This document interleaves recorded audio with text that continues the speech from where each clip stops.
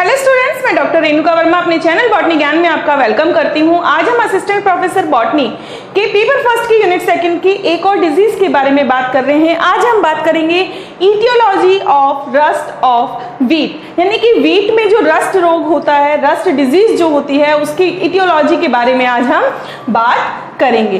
तो आप लोगों से रिक्वेस्ट है, अगर आप मेरे चैनल पर नए हैं तो प्लीज मेरे चैनल को सब्सक्राइब करना ना भूलें और बेल बटन दबाकर नए वीडियोस की नोटिफिकेशन को सबसे पहले प्राप्त करें। और अगर आपको मेरे वीडियोस पसंद आ रहे हैं तो उन्हें लाइक एंड शेयर जरूर करें और आपके वैल्यूएबल कमेंट्स की मुझे हमेशा ही जरूरत रहती है। तो स्टार्ट करते हैं। सबसे पहले रस्ट ऑफ वीट क्या होती है। रस्ट ऑफ वीट जो है, ये वीट में होने वाली एक बहुतायत से होने वाली डिजीज है। ये बहुत ज्यादा होती है। पहले के जमाने में जब रोमन लोग थे तो उनको ये लगता था कि ये जो रोग है वो एक भगवान के द्वारा, एक गॉड के द्वारा होता है। कौन सा गॉड? वो एक रोबिगो नामक गॉड की जो है पूजा करते थे ताकि उनकी जो गेहूं की फसल है वो खराब ना हो, क्योंकि उनको ये लगता था कि रोबिगो जो है वो रस्ट गॉड है और रस्ट को रोकने में या रस्ट को करने में उन्हीं का हाथ होता है, तो वो उनकी पूजा करते थे। ठीक है, लेकिन 1797 के अंदर परसून नाम के एक प्लांट पैथोलॉजिस्ट जो हैं, उन्होंने ये सर्टिफाई किया कि वीट में जो स्टेम रस्ट होता है वो किसी भगवान के कारण नहीं होता। ये एक ऑब्लिगेट पैरासाइट यानी कि अविकल्पी परजीवी पक्सीनिया ग्रैमिनेस ट्रिटिसाई के द्वारा होता है। तो ये चीज जो है परसून ने साबित कर दी कि जो डिजीज है वो एक फंगस के द्वारा हो रही है। बाद में डी बेरी जो एक वेल नोन माइकोलॉजिस्ट हैं, माइकोलॉजिस्ट मींस जो फंजाई की स्टडी करते हैं, ये जो है इन्होंने पक्सीनिया ग्रैमिनेस के लाइफ साइकिल की स्टडी की। इन्होंने नोट किया कि ये जो फंगाई है यानी कि जो पक्सीनिया है, ये अपना लाइफ साइकिल दो प्लांट्स के अंदर कंप्लीट करता है, यानी कि इसके दो होस्ट होते हैं, एक वीट और दूसरा बर्बेरी। मींस ये जो स्पोर का जो प्रोडक्शन करता है वो कुछ स्पोर्स जो हैं वो इसके वीट में बनते हैं और कुछ जो हैं वो बर्बेरी के अंदर बनते हैं। स्टेम रस्ट डिजीज जो है, जहां जहां वीट उगाया जाता है विश्व के अंदर, वहां सभी ये डिजीज, सभी क्षेत्रों में ये डिजीज जो है वो रोग उत्पन्न डिजीज जो है नुकसान पहुंचाती है। इंडिया में अगर बात करें तो इस डिजीज को रोली रोग या रतुआ रोग कहा जाता है। कॉमनली जो इसको बोला जाता है, लोकल जो नेम है इस रोग का वो है रोली रोग और रतुआ रोग। ठीक है, कई बार जो है एमसीक्यूज इस प्रकार से आ जाते हैं कि निम्न में से कौन सा रोग है जिसे भारत में रोली रोग के नाम से जाना जाता है या रतुआ रोग के नाम से जाना जाता है। ये जो डिजीज है ये लगभग हर साल वीट की प्रोडक्शन का 1.8 करोड़ टन जो है वो खराब कर देती है। यानी कि टोटल जो वीट का प्रोडक्शन होता है इंडिया में, उसमें से इतना तो सिर्फ इस डिजीज की वजह से ही खराब हो जाता है।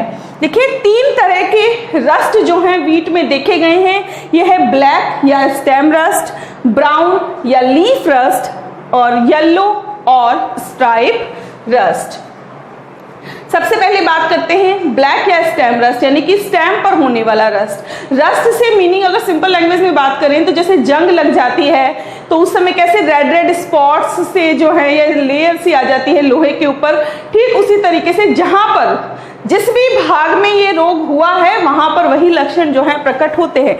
तो ब्लैक और स्टेम रस्ट जो है, इसका जो कॉजल ऑर्गेनिज्म है यानी कि जो रोग कारक है वो है पक्सीनिया ग्रैमिनेस ट्रिटिसाई। ठीक है, तो स्टेम रस्ट जो है वो कौन कॉज कर रहा है? Puccinia ग्रैमिनेस tritici. ठीक है, सिम्टम्स जो हैं जितने भी वायवीय भाग हैं, एरियल पार्ट जो है वीट के, उन सभी एरियल पार्ट्स पे इस डिजीज के सिम्टम्स दिखाई देते हैं। लेकिन सबसे ज्यादा कहाँ दिखाई देते हैं? स्टेम, लीफ शीथ और अपर और लोअर लीफ सरफेस, यानी कि लीफ की सरफेसेस पर ऊपर और नीचे, उसकी आच्छत पर जहां पर वो टिकी होती है, और स्टेम के ऊपर इसके सिम्टम्स दिखाई देते हैं।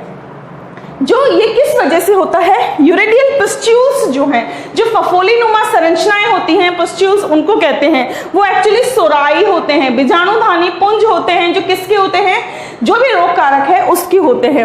वो कैसे होते हैं? ओवल टू स्पिंडल, या तो ओवल शेप के होते हैं या स्पिंडल शेप के होते हैं और डार्क रेडिश ब्राउन कलर के होते हैं। कैसे होते हैं? गहरे लाल भूरे रंग के होते हैं और कहाँ दिखाई देते हैं? जिस भाग को उन्होंने अफेक्ट किया है वहां दिखाई देते हैं।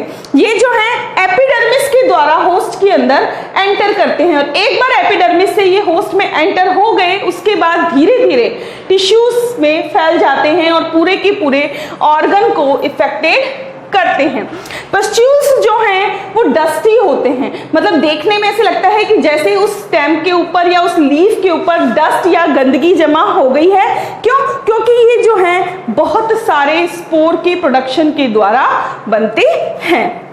स्पोर्स जो हैं जैसे ही हम टच करते हैं स्पोर्स जो हैं वो रिलीज हो जाते हैं, हमारे कपड़ों हाथों के ऊपर वो चिपक जाते हैं। जब एडवांस इन्फेक्शन होता है तो टीलियल स्पोर बनते हैं। कहां पर? उसी पिस्ट्यूल में जहां पहले सोराई या दूसरे स्पोर्स बने थे वहीं पर जो हैं पहले तो यूरिडोस्पोर बने और बाद में जो हैं टीलियोस्पोर बनते हैं। और बाद में क्या होता है? जैसे ही टीलियोस्पोर बनते हैं पिस्ट्यूल का कलर जो है वो चेंज हो जाता है, फफोले जो हैं चेंज हो जाते हैं। कैसे हो जाते हैं?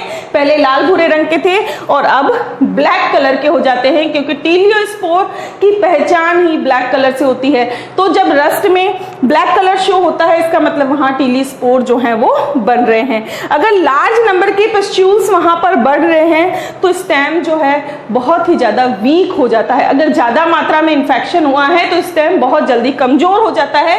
क्यों? क्योंकि जो पैथोजन है वो होस्ट से ही तो अपना जो है भोजन ले रहा है, तो उस वजह से जो होस्ट है वो वीक हो जाता है।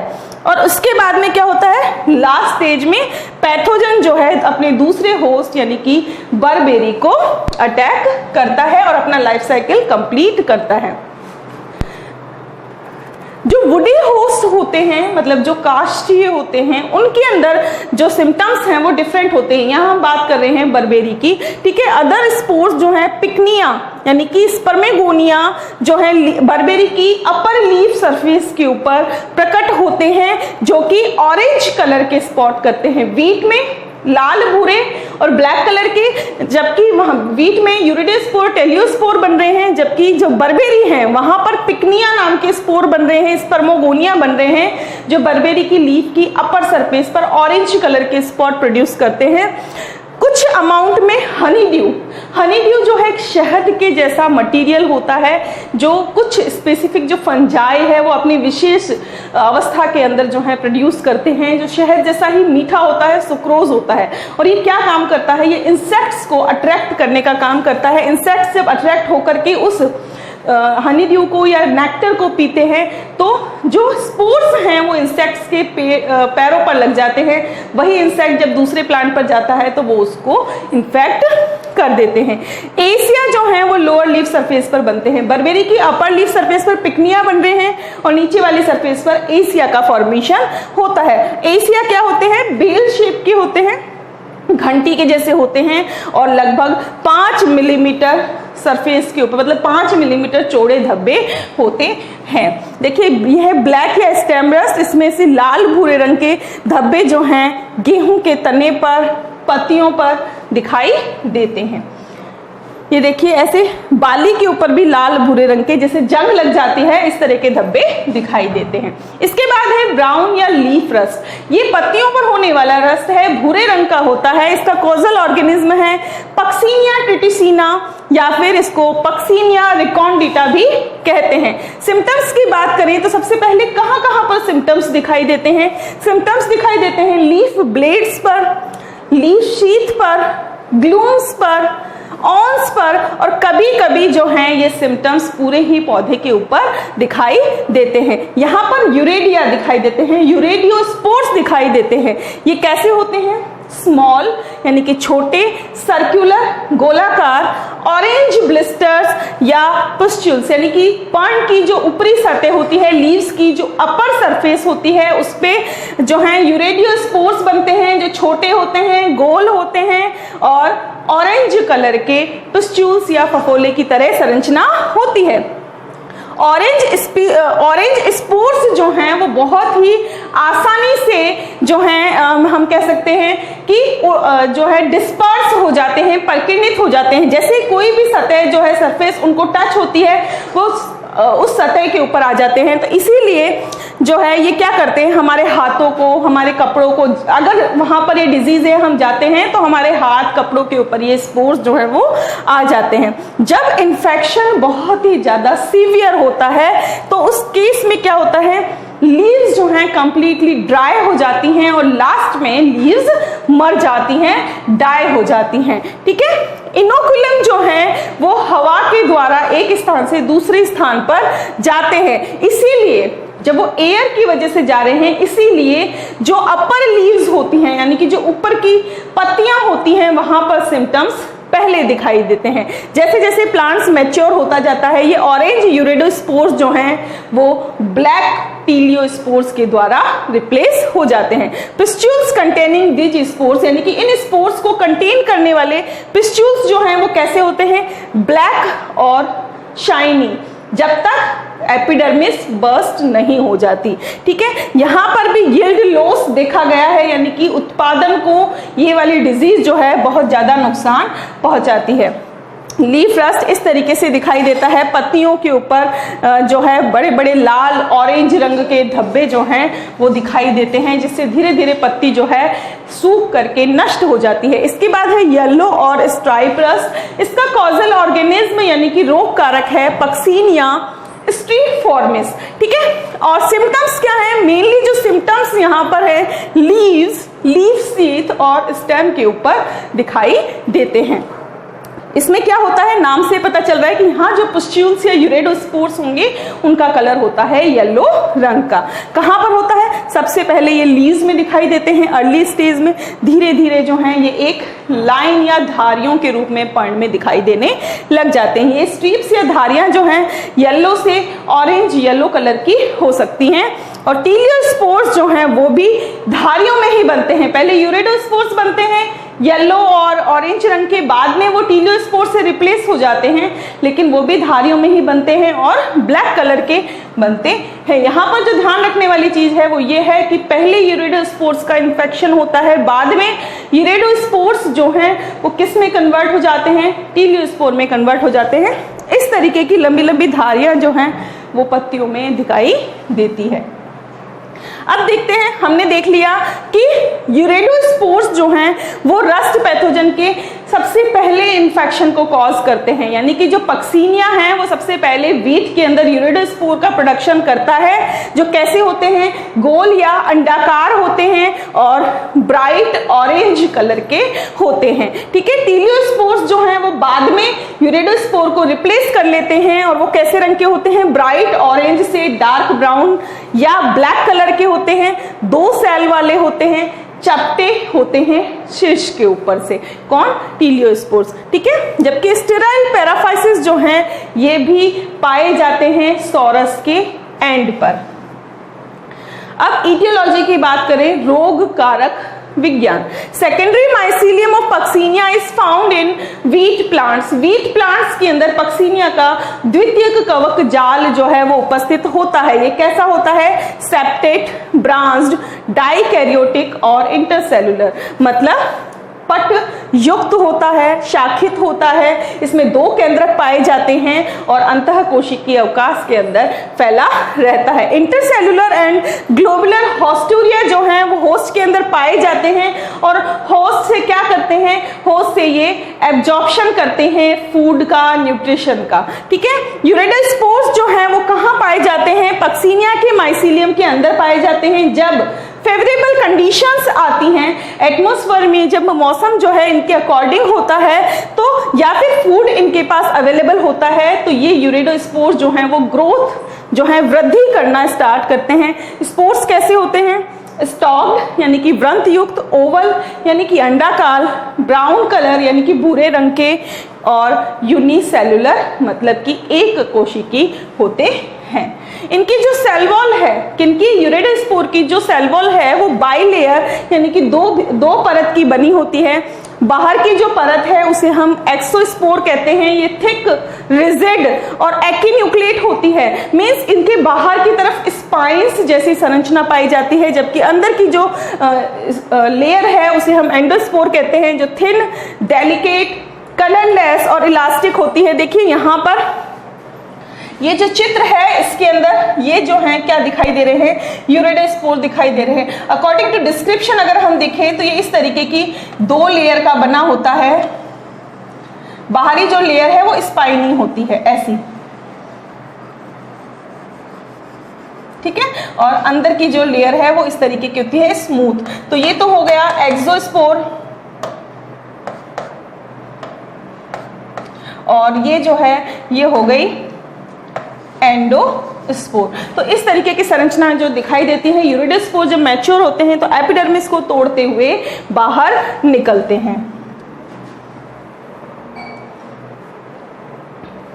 ठीक है। अब देखिए क्या होता है, जितने भी यूरिडोस्पोर्स हैं या जितने भी स्पोर्स हैं उनमें जर्म पोर पाए जाते हैं। जब ये जर्मिनेट होते हैं तो इन जर्म पोर से क्या निकलती है, जर्म ट्यूब निकलती है, जो कि इन्फेक्शन का मेन सोर्स होती है और होस्ट के अंदर एंटर करती है, ठीक है। ये कहां पर होते हैं, यूरिडोस्पोर्स की जो बीच की लाइन है वहां पर प्रेजेंट होते हैं और इक्वल डिस्टेंस पर प्रेजेंट होते हैं। तो एक स्पोर से एक या एक से अधिक जर्म ट्यूब का फॉर्मेशन हो जाता है। स्टॉक्ड यूरिडोस्पोर जो हैं जहां पर उगते हैं वहां उन्हें हम यूरिडोस्पिस्चुल्स कहते हैं, यानी कि जिन पिस्चुल्स के अंदर, जिन फफोलों के अंदर यूरिडोस्पोर्स का फॉर्मेशन हुआ है उन्हें हम यूरिडोपिस्चुल्स कहेंगे, ठीक है। जब यूरिडोस्पोर्स जो हैं इलोंगेट होते हैं, लंबे होते हैं, मैच्योर होते हैं, ये मैं आपको बता चुकी हूं, तो एपिडर्मिस को तोड़ते हुए बाहर निकल जाते हैं। ये यूरिडोस्पोर्स जो हैं रिलीज होते हैं और हवा के द्वारा स्प्रेड होते हैं। जब फेवरेबल कंडीशन होती है तो ये यूरिडोस्पोर जर्मिनेट होते हैं, कहां पर, होस्ट की लीव्स के ऊपर, और उसको इन्फेक्ट करते हैं। अब जब ये जर्मिनेट होते हैं तो उस समय क्या होता है, एक्साइन टूट जाती है, एंडोस्पोर बाहर निकलता है, और किस रूप में बाहर निकलता है, जर्म ट्यूब के रूप में बाहर निकलता है। इस तरीके की संरचना जो है वो दिखाई देती है। एक्सोस्पोर टूट गया है और अंदर से एंडोस्पोर जो है इस तरीके से जर्म ट्यूब की रूप में बाहर निकलता है। इसका मतलब होता है कि यूरिडोस्पोर का जर्मिनेशन हो गया है। जर्म ट्यूब जो है होस्ट के अंदर या तो स्टोमेटा द्वारा यानी कि रंध्र के द्वारा प्रवेश करती है, या फिर होस्ट पे अगर कहीं कोई चोट लगी है तो वहां से घाव के अंदर से ये एंटर करते हैं, ठीक है। और जब ये अंदर एंटर करते हैं तो जिस स्ट्रक्चर से एंटर करते हैं उसे कहते हैं एप्रेसोरियम। अब जब ये एंटर कर जाते हैं तो ये क्या करते हैं, जर्म ट्यूब से एक रिक्तिका या वाहिका का निर्माण होता है, एक वेसिकल का फॉर्मेशन होता है। थिन इन्फेक्शन थ्रेड्स जो हैं वो इस वेसिकल के द्वारा बनते हैं। इस तरीके की एक वेसिकल बनती है होस्ट के अंदर, और उसमें से इस तरीके से पतले संक्रमित धागे के जैसे माइसिलियम का फॉर्मेशन होता है, जो कहाँ बनते हैं, होस्ट के इंटरसेल्युलर स्पेस के अंदर बनते हैं। बाद में ये माइसिलियम जो हैं वो यूरिडोस्पोर्स का फॉर्मेशन करते हैं। यूरिडोस्पोर्स के फॉर्मेशन को हम यूरिडोस्टेज कहते हैं। जहां बन रहे हैं उसे यूरिडोपिस्टिल, जिस स्टेज में बनने हैं उसे यूरिडोस्टेज कहते हैं।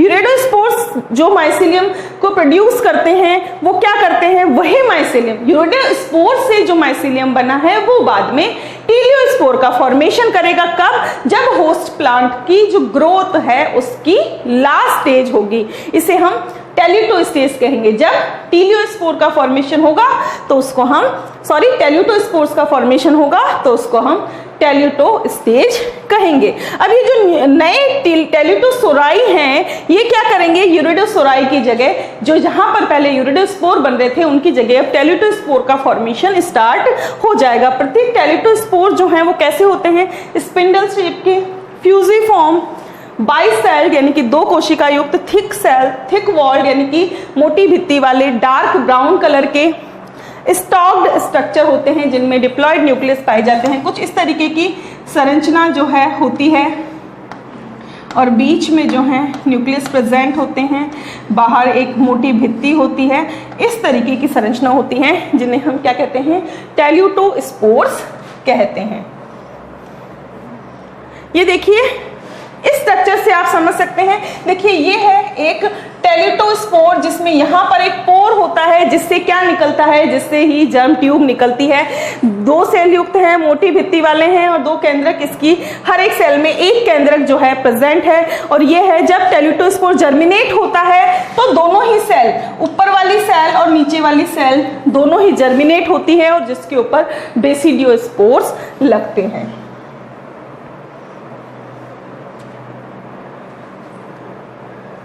अब देखिए क्या होता है, जो ऊपर वाली सेल है हमने देखा उसका जो पॉइंट होता है, जो शीर्ष होता है, हेड जो होता है वो कैसा था, पॉइंटेड था, जिसमें एक पोर था। और जो रिमेनिंग है वो रेस्टिंग स्टेज में रहते हैं 2 महीने तक, यानी कि ये जो टेल्यूटोस्पोर हैं जर्मिनेट होने से पहले इनको 2 महीने का रेस्टिंग पीरियड या विश्रामावस्था की आवश्यकता होती है। जब इंडिया में मार्च अप्रैल में हार्वेस्टिंग होती है तो उस समय ये बहुत ज़्यादा हीट और टेम्परेचर की वजह से ये टेल्यूटोस्पोर जो हैं वो नष्ट हो जाते हैं। जितने भी टेम्परेट रीजन हैं वर्ल्ड के, यानी कि जितने भी शीतोष्ण कटिबंधीय क्षेत्र हैं जैसे कनाडा, यूरोप, अमेरिका, यहाँ पर जो टेल्यूटोस्पोर हैं वो जब सर्दी खत्म हो जाती है उसके बाद ये जर्मिनेट होते हैं। इनके अंदर जो टेल्यूटोस्पोर हैं इनकी दोनों ही सेल के अंदर जर्म पोर पाए जाते हैं, जहां से जर्म ट्यूब या जनन नलिका जो है वो निकलती है। प्रत्येक जो सेल है वो क्या बनाती है, जर्मिनेशन के बाद बेसिडियम बनाती है। तो अब तक की चीजों में हमें ये समझ में आया कि पक्सीनिया जो है वीट में 3 तरह के स्पोर्स का प्रोडक्शन कर रहा है। कौन कौन से, यूरेडोस्पोर, टेल्यूटोस्पोर, 4 तरह के, यूरेडोस्पोर, टेल्यूटोस्पोर, टीलियोस्पोर और बेसिडियोस्पोर का फॉर्मेशन कर रहा है। प्रत्येक सेल जो है जो जर्मिनेट होने के बाद किसका फॉर्मेशन करेगी, बेसिडियम का फॉर्मेशन करेगी। जो डिप्लॉइड न्यूक्लियस है वो क्या करेंगे, 4 हैप्लॉइड न्यूक्लियाई बनाएंगे, किसके द्वारा, मियोसिस के द्वारा। जो बेसिडियम है वो 4 सेल वाली स्ट्रक्चर होती है जिनमें सेप्टा का फॉर्मेशन पाया जाता है, यानी कि सेप्टा के द्वारा जो बेसिडियम है वो 4 सेल युक्त संरचना बन जाती है। अब क्या होता है, एक स्टिग्माटा जो है वो हर एक सेल में डेवलप होता है जिससे 4 बेसिडियोस्पोर फॉर्म होते हैं। प्रत्येक बेसिडियम जो है उसके अंदर 2 पॉजिटिव स्ट्रेन होते हैं और 2 नेगेटिव स्ट्रेन होते हैं। इसको हम इस चित्र से समझ सकते हैं। देखिए ये है टीलियोस्पोर या टेल्यूटोस्पोर, दोनों ही एक ही नाम है, टेल्यूटो भी बोल सकते हैं, टीलियो भी बोल सकते हैं। तो वीट के अंदर यूरेडो, टीलियो और बेसिडियो, ये 3 जो स्पोर हैं वो कहाँ बनते हैं, ये वीट में बनते हैं। जबकि अगर हम बर्बेरी की बात करें तो बर्बेरी में क्या बन रहे हैं, बर्बेरी के अंदर पिकनिया और एइसिया। तो पक्सीनिया जो है 5 तरह के स्पोर का प्रोडक्शन करता है। तो देखिए हर एक सेल से जो है बेसिडियम निकल रहा है जिसके अंदर 2 पॉजिटिव स्ट्रेन और 2 नेगेटिव स्ट्रेन जो है प्रेजेंट होते हैं। नेगेटिव स्ट्रेन देखने में ऐसा होता है और पॉजिटिव इस तरीके की संरचना होती है। अब देखते हैं जो बेसिडियोस्पोर जो है वो एक सेप्टेट यूनिन्यूक्लिएट इंटरसेल्युलर माइसीलियम का फॉर्मेशन करते हैं जब फेवरेबल कंडीशंस होती हैं। कहाँ करते हैं, बर्बेरीज के ऊपर करते हैं। देखिए बेसिडियोस्पोर बनने के बाद में पक्सीनिया कहाँ जाता है, अपने दूसरे होस्ट के पास जाता है। कहाँ पर, बर्बेरी के पास। बर्बेरी पे जाता है, फेवरेबल कंडीशन होती है, तब वो जर्मिनेट होता है और माइसीलियम का प्रोडक्शन करता है। अब ये माइसीलियम जो है वो क्या बनाएंगे, पिक्निडियोस्पोर और एसिडियोस्पोर बनाएंगे। जो अभी मैंने आपको कहा तो 5 तरह के स्पोर जो हैं वो पक्सीनिया बनाता है। एसिडियोस्पोर जो हैं वो एयर में रिलीज होते हैं और फिर कहां पर जर्मिनेट होते हैं, वीट प्लांट के ऊपर जाके जर्मिनेट होते हैं। ये एक पूरी की पूरी आप इसको चित्र से समझ सकते हैं। देखिए सबसे पहले है यूरेडोस्पोर, यूरेडोसोराई, इनमें क्या बने, यूरेडोस्पोर बने। यूरेडोस्पोर से टेलियोसोराई बना जिससे टीलियोस्पोर बने। इनमें मियोसिस हुआ, बेसिडियोस्पोर बने। ये बेसिडियोस्पोर बर्बेरी पर गए, बर्बेरी पर इन्होंने एसियोस्पोर बनाया। ये एसियोस्पोर कहाँ पर जर्मिनेट हुए, पहले पिक्निडियो बनाया, पिक्निडियो के बाद एसियोस्पोर बनाए और ये जाकर के वीट प्लांट पे जर्मिनेट हुए और वीट प्लांट पर इन्होंने यूरेडोसोराई का फॉर्मेशन किया। तो ये पूरी की पूरे एक डिजीज साइकिल है वीट के रस्ट का। अब देखते हैं इसका कंट्रोल हम किस तरीके से कर सकते हैं। इरेडिकेशन यानी कि जो ऑल्टरनेटिव होस्ट है उसको हम हटा दें। जैसे कि अगर मान लीजिए वीट में डिजीज हो चुकी है तो बर्बेरी अगर हम हटा दें तो इन्फेक्शन को हम रोक सकते हैं। अगले साल के इन्फेक्शन को, उस साल तो इन्फेक्शन हो गया लेकिन अगले साल के इन्फेक्शन को रोक सकते हैं। क्यों? क्योंकि जब बेसिडियो स्पोर बन जाएंगे तो उसको जर्मिनेट होने के लिए होस्ट चाहिए, और अगर उसको होस्ट नहीं मिलेगा तो वो जर्मिनेट नहीं हो पाएंगे और इन्फेक्शन रुक जाएगा। सैनिटाइजेशन, जहां पर हम फसल उगा रहे हैं वहां पर प्रॉपर ड्रेनेज होना चाहिए, वाटर का निष्कासन अच्छा होना चाहिए और सैनिटाइजेशन प्रॉपर होना चाहिए।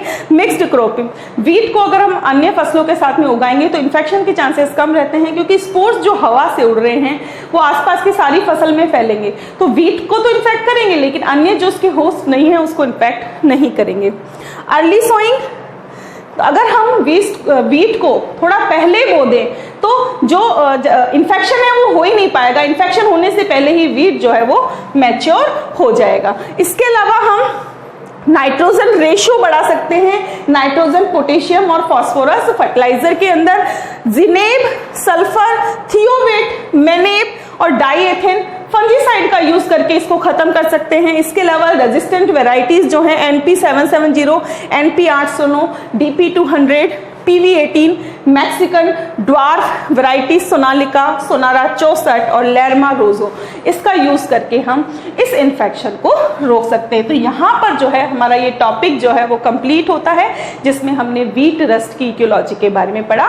आई होप वीट रस्ट अब आपके लिए बहुत बड़ा हेडेक नहीं रहा होगा। तो अगर आपको ये समझ में आ गया है तो इसे लाइक एंड शेयर कीजिए, मेरे चैनल को सब्सक्राइब कीजिए और मुझे मोटिवेट करते रहिए ताकि मैं आपको मोटिवेट करती रहूं। तो मिलते हैं नेक्स्ट लेक्चर में, तब तक बने रहिए हमारे साथ। Thanks for watching and stay tuned to botany Gyan for more informative videos. Thank you.